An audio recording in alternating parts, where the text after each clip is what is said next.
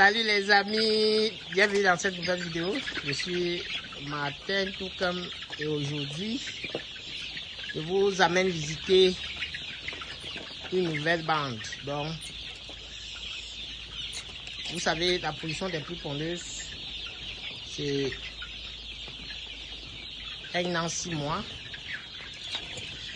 Donc, pour assurer une production continue, il faut pouvoir assurer la relève. Et là, nous avons une nouvelle bande de 4000 sujets pour assurer la relève des autres bandes déjà en cours, que vous avez sûrement déjà vu sur cette chaîne. Alors, si vous êtes nouveau sur cette chaîne, vous êtes sur la chaîne YouTube de votre agro-conseil, je suis Martin Toucam. Sur cette chaîne, nous échangeons sur des sujets liés à l'agro-pastoral. Surtout les opportunités qu'offre cette filière, les difficultés que vous allez rencontrer lorsque vous allez décider de vous lancer, mais surtout les conseils et l'accompagnement pour permettre de réussir votre projet dans l'élevage des poulets de chair.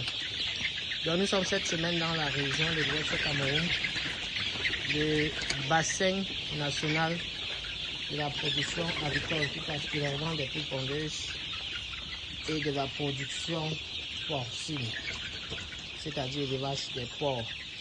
Et ce bassin est actuellement affecté par la peste porcine africaine.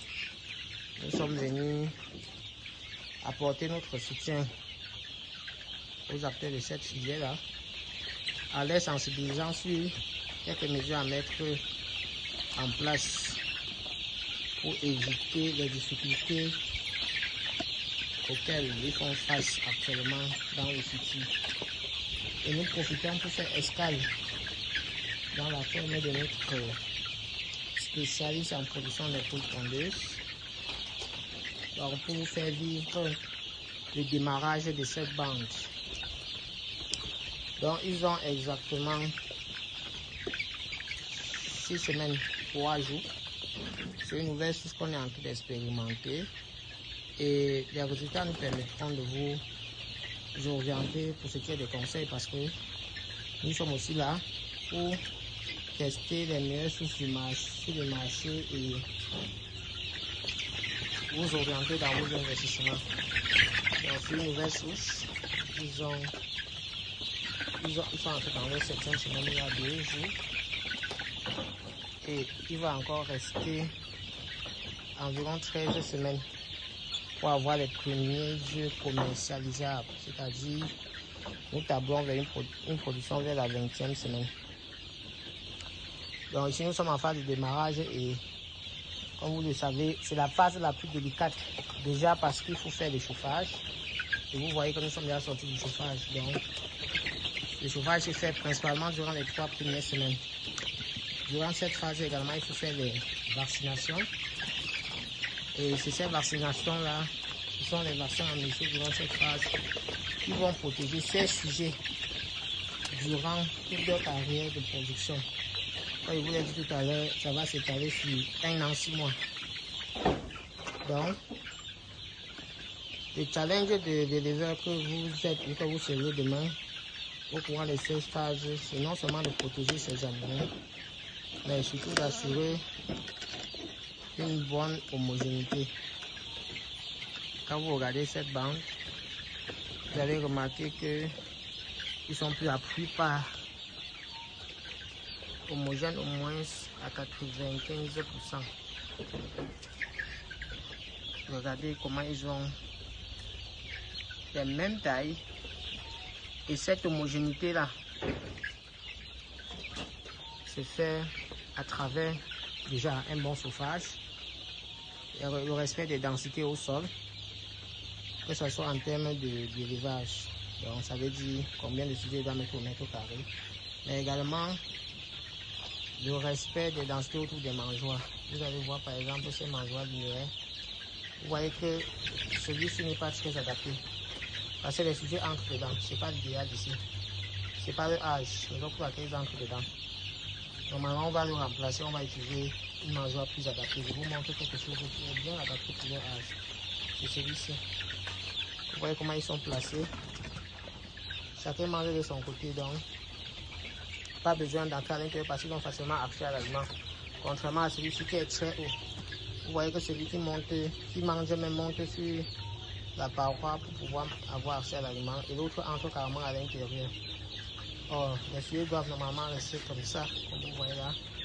Et le tourniquet, vous voyez, il n'avait pas à avoir l'équilibre, sa bouche il doit descendre. Donc en fait, je disais tantôt que pour assurer une bonne hygiénité, il faut d'abord respecter la densité au sol et surtout respecter la densité autour des mangeoires. La densité autour des mangeoires, ça voudrait dire combien de sujets est-ce qu'il doit avoir par mangeoire. Ça permet à tout le monde d'avoir accès à l'aliment au même moment. Et lorsque tout le monde a accès à l'aliment au même moment, ça veut dire un sujet ne peut pas manger au détriment de l'autre. Parce que normalement, qu'est-ce qui se passe lorsque tout le monde n'a pas accès à l'aliment? C'est que les plus forts mangent, les faibles attendent.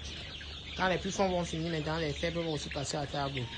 Et vous comprenez que si l'aliment n'est pas suffisant, ou si vous êtes dans l'élevage comme celui-ci où l'aliment est rationné, il y a les gens qui vont manger plus que d'autres. Et ceux-là seront toujours trop.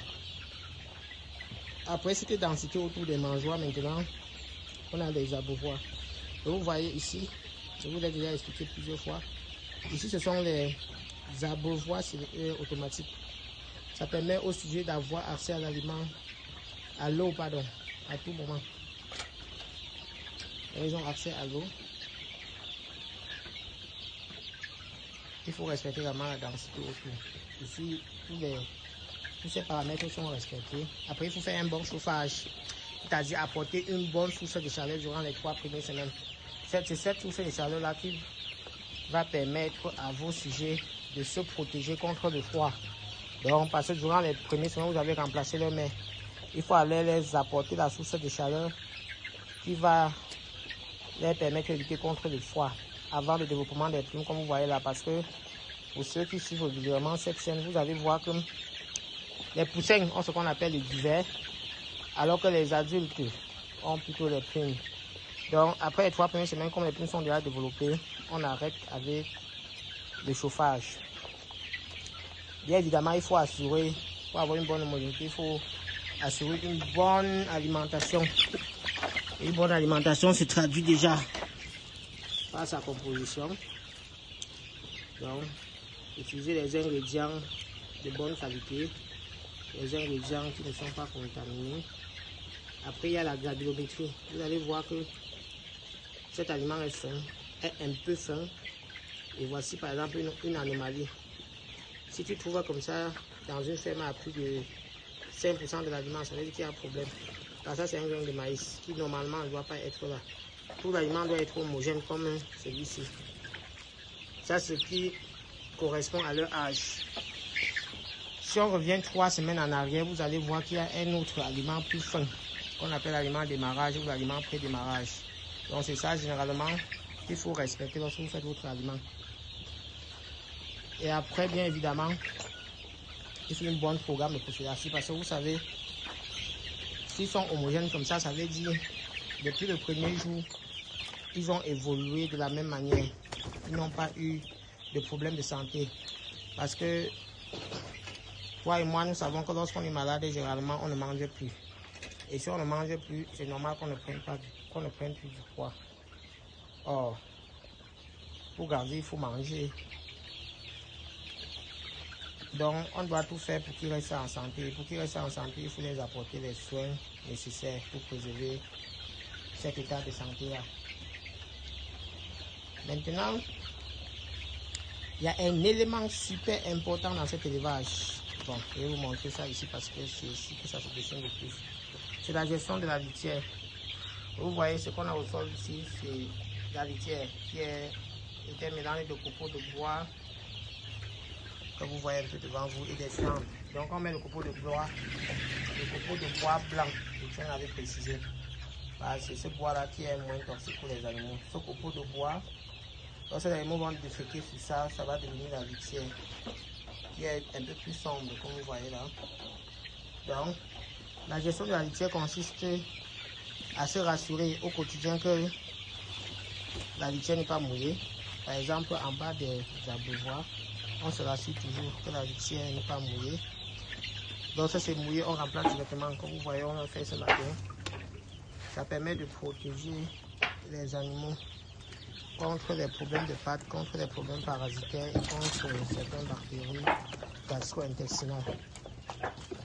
Mais ça permet surtout d'assurer le confort des animaux. Donc vous allez constater que lorsque la litière est bien gérée, les animaux n'ont pas une préférence pour un endroit de la ferme. Donc vous allez voir comme dans ce bâtiment, les animaux partent d'un coin à l'autre. Ça c'est parce que le confort est presque le même dans tout le bâtiment. Ils n'ont pas une certaine préférence. Or lorsque la litière est mouillée, c'est un peu comme une maison qui soigne. Lorsqu'il pleut, le coin où la pluie entre, tout le monde s'isole, tout le monde fuit ce coin-là, et ce coin-là reste vide. Or, en élevage, cela se traduit comment? Si la litière est mouillée, par exemple, à l'angle là, et que les animaux abandonnent l'angle là, ils partent de l'autre côté, par exemple, vous allez vous remarquer qu'au départ, on a dit, par exemple, 6 sujets au mètre carré sur 100 mètres carrés, on devait avoir 600 sujets. Mais voilà un 10 mètres carrés qui est abandonné parce que la litière est mouillée. Et les animaux se rabattent maintenant sur un autre côté. Ça veut dire qu'il y aura une surdensité sur ce côté-là. Et on peut avoir ce qu'on appelle les mortalités par étouffement. Donc c'est-à-dire les animaux, certains animaux viennent s'entasser sur d'autres et ils s'étouffent. Alors, si cette vidéo t'a plu, n'oublie pas de mettre une mention j'aime. N'oublie pas de la partager pour faire bénéficier d'autres. Mais surtout, laisse tes impressions en commentaire. Et tiens à te rappeler que cette phase de démarrage représente également une opportunité pour tous ceux-là qui souhaitent se former sur l'élevage des poules pondeuses. Donc, nous sommes disponibles pour vous accompagner, que ce soit une formation sur le terrain. Vous pouvez venir ici à Baboussa vous faire former pendant au moins 6 mois pour conduire une bande. Vous pouvez, si vous êtes promoteur et que vous souhaitez vous lancer dans l'élevage des poules pondeuses, mais que vous voulez comprendre comment ça marche, vous pouvez vous former également en ligne. Alors, sur ce, je vous remercie. Je vous invite à partager massivement la vidéo et je vous donne rendez-vous très prochainement pour une nouvelle vidéo.